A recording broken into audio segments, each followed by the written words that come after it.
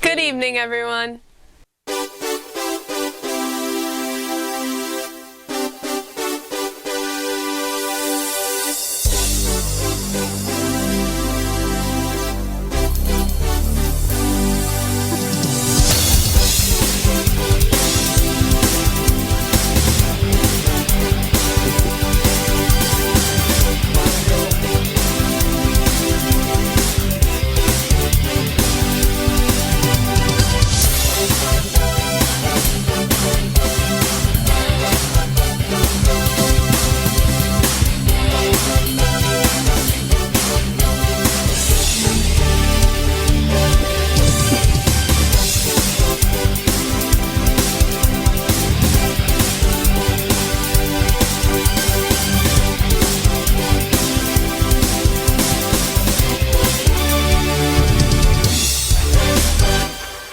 Welcome back, folks. Today is Sunday, January 8th, 2023. I'm your host, Samantha. And Chris. Back with another episode of MMTV. Thank you all for joining us this evening. Tonight, Chris will start off with a new original music video.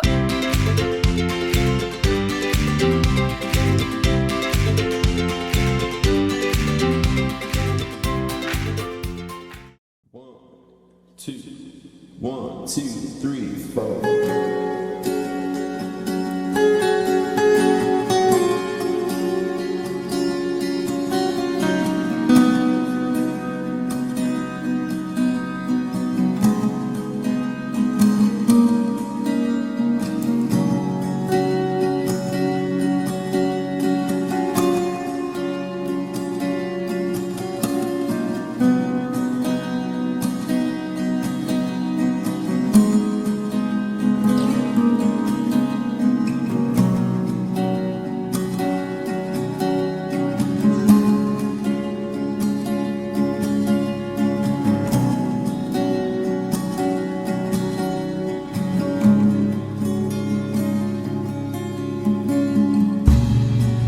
I wrote this song in 7 days.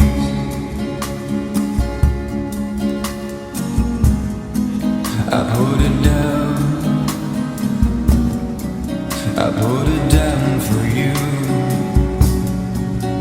But I know I'll run it round and then stash it away from you.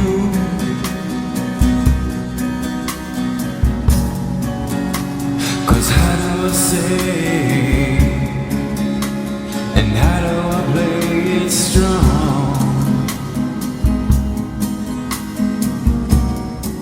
Like so many can do, but in case you hear these words, my dear, then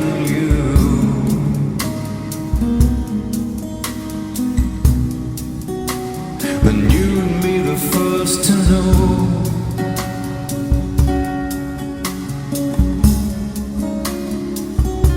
The first to know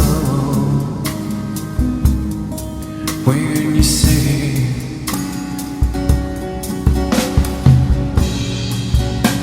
well, you say that smells like rain, but all my senses are glued.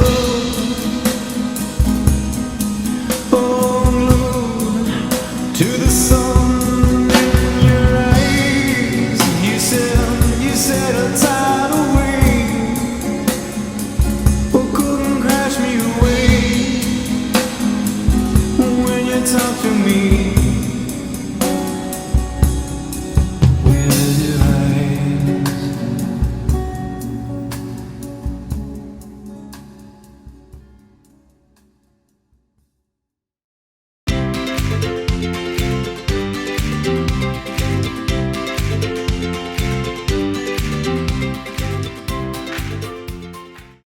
Welcome back to week 2 of Question of the Week. This week's question is, what's your biggest pet peeve? What's your biggest pet peeve? My biggest pet peeve has to be people making jokes that are old and used out. Why? Because it's not funny. What's your biggest pet peeve? Is when I have both of my headphones in and people still try and talk to me. I'm like, dude, leave me alone. It's obvious I don't want to talk to people. What's your biggest pet peeve? Probably Henry Bradway. Why? He's a nuisance to mankind. What is your biggest pet peeve? My biggest pet peeve is when people say they're going to do something but do not follow through and do it. Why? Because I would rather be told that I'm not doing something or than be told I'm going to do something and not have it be followed through on. What is your biggest pet peeve? Probably when I asked my sister to like get me water or something and she comes up with a cup of water for herself and didn't even bother to get me a cup of water. When people celebrate holidays like too early, like if you're celebrating Christmas in October, it can't slide. What is your biggest pet peeve? It's hard to say because I have a lot of peeves. I don't like it when people don't take their dogs for walks enough, which I'm guilty of sometimes. I don't like it when students are always skipping classes or just not doing work. What is your biggest pet peeve? My biggest pet peeve is when people talk over someone else who is talking, especially when important information is being relayed or if they're being very vulnerable, because it's really just disrespectful to the person talking. Especially with teachers, if they're like talking during a class and giving really important information or anything of the sort, and people just keep talking over them, it's just really annoying. Like, please be quiet. Yes. What is your biggest pet peeve? My biggest pet peeve is bad drivers according to my calculations. Why? I hate to be waiting to pull out when somebody's not using their signal light and then they pull in where I am and I can't pull out on time if they don't use their signal lights, if they're going too slow. It just grinds me the wrong way. What is your biggest pet peeve? My biggest pet peeve has got to be people who like, I don't know, people who just talk with like the nerd voice. What's your biggest pet peeve? People who smell bad. Why? Because like I think of someone in particular. What's your biggest pet peeve? Smelly feet. What's your biggest pet peeve? When people steal my shoes, Why? because it's annoying. What's your biggest pet peeve? When people tell me to calm down, Why? because it triggers me more. What's your biggest pet peeve? When people don't close their mouths. Why? Because it's really weird. What's your biggest pet peeve? Apathy. Why? Because well, that's a good question. Why? Because it's annoying. What's your biggest pet peeve? Jader. Why? Because he makes me laugh when I'm on camera. What's your biggest pet peeve? Very ugly Air Forces. Why? Because they don't look good. Like, the creases there, they look like they rolled in dirt. It just doesn't look good. What is your biggest pet peeve? I think it's probably not being accountable for yourself and owning your mistakes. Why? Because it's so much easier to do it that way and to gain a relationship with someone. What's your biggest pet peeve? My biggest pet peeve is probably thinking you're better than me. Why? Because nobody's better than me, bro. What's your biggest pet peeve? My biggest pet peeve is hypocrites. I hate when people are always like, I don't like when somebody does this, and then like a day or a week later they'll do the same thing. Pet peeve is when people try to make themselves a part of an inside joke that they're very much not a part of. Why? Yes, because it's not funny and annoying. Yes. What's your biggest pet peeve? When people chew their gum really loudly and like make it their whole personality that they chew gum. Why? I don't know. Like, I'm sure there's just more interesting things about you than the fact that you chew gum, so like don't make it a central thing.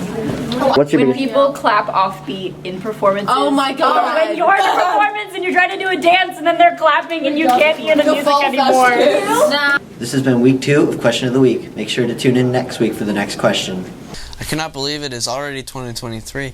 That means pretty soon my favorite co-anchor is leaving in just a few months. Well, that's alright. We have plenty of episodes left, but until then, the second quarter is closing at the end of the month, which means we are halfway there. This is a perfect time to get that makeup work done, and remember, you got this. Now we start with Gage, who is going to share this week's recipe review. Then right after, Ember and Remy take it away with Fake It Till You Bake It.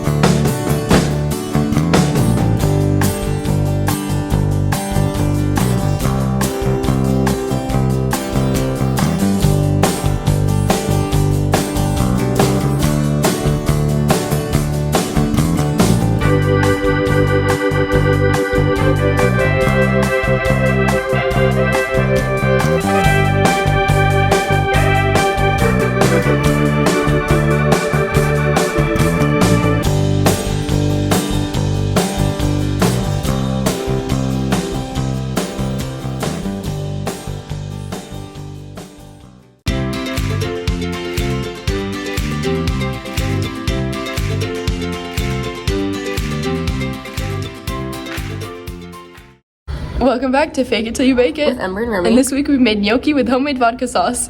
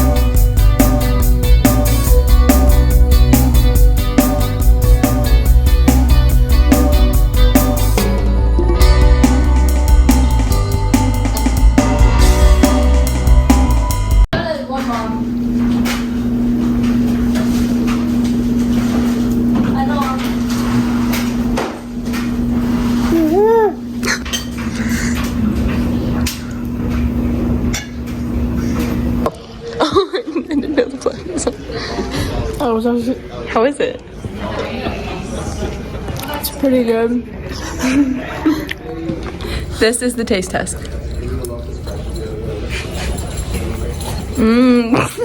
We faked it. And we baked it. Come back next week for more.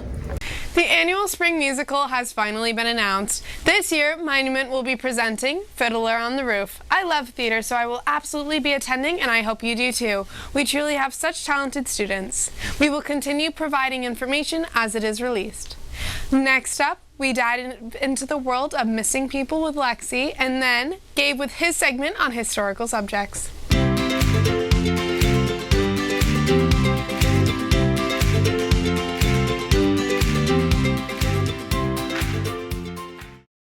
Hello, my name is Lexi, and this is Missing People, the segment where each week I'll report on a different person who has disappeared.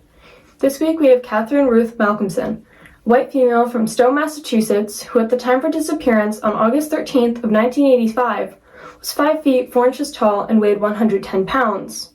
She had dyed blonde hair and blue eyes. Catherine was last seen riding her bike to a local supermarket where she worked part-time as a cashier.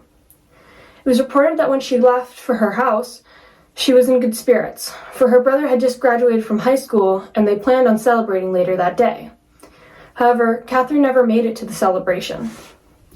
Like many cases, Catherine was initially deemed a runaway, but in time, the police began to suspect foul play. This change of heart was driven by the family's persistence that Catherine would never have left her first paycheck at work. Nearly 2 years later, in 1987, her bike was found in the woods by a motorcyclist about 500 yards past the Stowtown line. The man picked up the bike and gave it to a friend, who then thought it may have belonged to Catherine and contacted the police. Authorities believe that this case may be linked to another abduction that took place in the same area around the same time. John Robert Rorty is considered the prime suspect in both cases, considering that he was in the area at the time of both disappearances. 7 years after Catherine's disappearance, her family held a memorial service for her. If you have any information regarding her disappearance, please contact the Massachusetts State Police. Thank you for your time.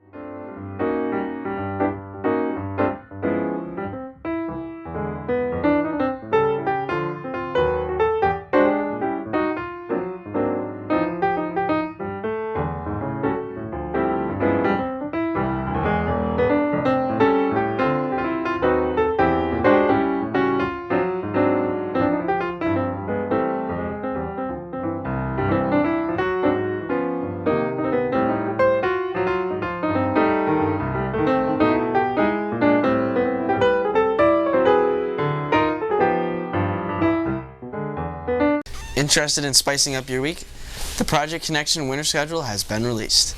Sign-ups are now available. The schedule is available through Student Square, the MMRHS newsletter, and is shown on the front TVs as well.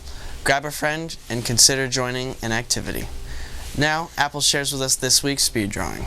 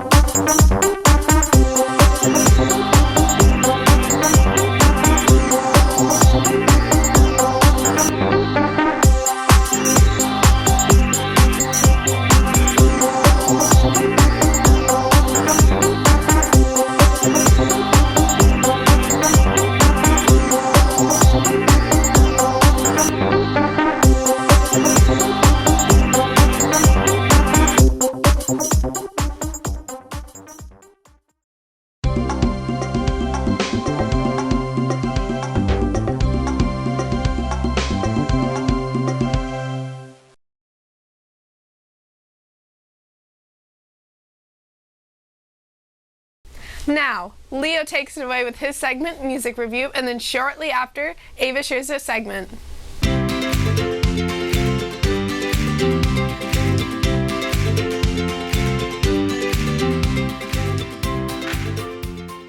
Hello and welcome to It's Music. I'm your host Leo, and today I would like to talk about the band Fleet Foxes for a little bit. So, Fleet Foxes, if Radiohead is like best band ever, favorite band, I don't see anybody really topping them. Fleet Foxes are probably second for me. I love these guys. They have a cool sound. They have a great frontman, great songs, great writing and production, everything. They're great live, you know. They tick all the boxes. They tick all the boxes. They make awesome records, you know. That's how it is. Fleet Foxes have made basically 4 perfect albums over their 15-year run, you know.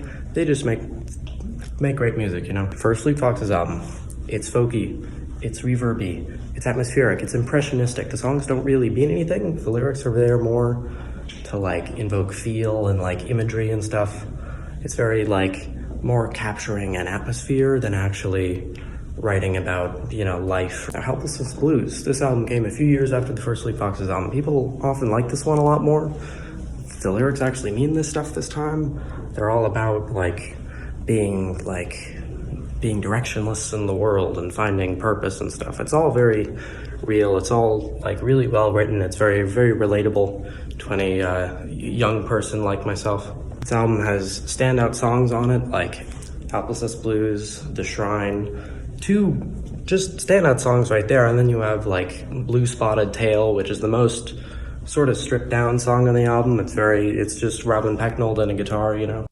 And then Fleet Foxes kind of had a mental breakdown when they realized that they inspired the NPR folk of bands like Mumford & Sons, took a big break, and then came back 6 years later with the record Crack Up. Now, Crack Up is unlike any other album I've ever heard in my life. It is like, it's kind of a mix of the impressionism of the first Fleet Foxes album, where the lyrics are more to invoke feel, and the really, you know, specific, relatable, you know, life-based lyricism of Helplessness Blues. And it has this different atmosphere more. There's like a lot of like pianos. It kind of sounds a lot like a Microphones record. It sounds a lot like Mount Eerie specifically, probably my favorite album of all time. Crack Up is this like soupy, dreamlike exploration of the self and feeling like a part of you is gone forever. But it ends on this note of like, yeah, but that's okay. And then a couple years after Crack Up, they made Shore, which I've already talked about. Great record. It has this like insane, weird feeling of just like magical positivity that no album I've ever heard it has except for it. Listen to all of them. This band makes very good music. It's very much worth your time. That's all.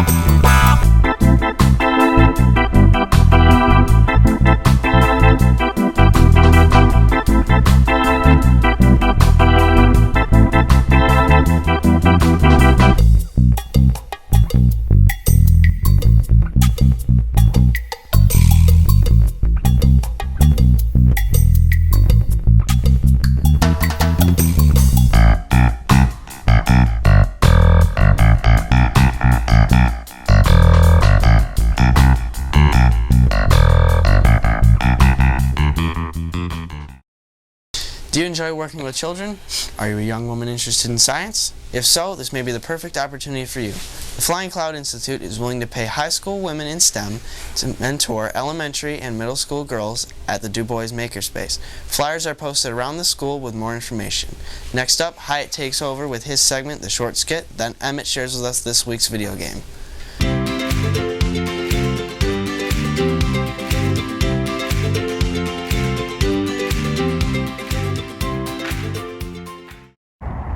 I'm gonna be honest. Sitting here on this track, it can get real boring. And that's why I'm bringing back my favorite little electronic appliance, TV in a box. Bob, the farmer who lies in the field. Scotland is not a real country. Bob, the farmer who lies in the field. Has this ever happened to you? Some jerk came and tipped me over. I'm a bench, and I just got tipped over and I got rained on. It hurts. Ow, ow. I believe that every bench has rights, just like you or I. That's why, when I saw my favorite bench pal friend, John, knocked down, I cried. Tears of sadness. And that's why I went into law school. I graduated from bench law school degree in order to make sure that every bench has its rights protected. And that's why I fight for you, benches! Call 1-800-BENCH-AT-LAW to get your free bench quote today. Here's a free bench quote right now. Bench. Hello everyone, my name is John. Not related to Coach Johnston, Johnny John Johnston's, but he is a close friend of mine. Anyways, welcome to John's Museums of Wonderful Beats, where I give you the best beats. Not like the fake radishes, but like the cool song tunes. Here's one of my favorites.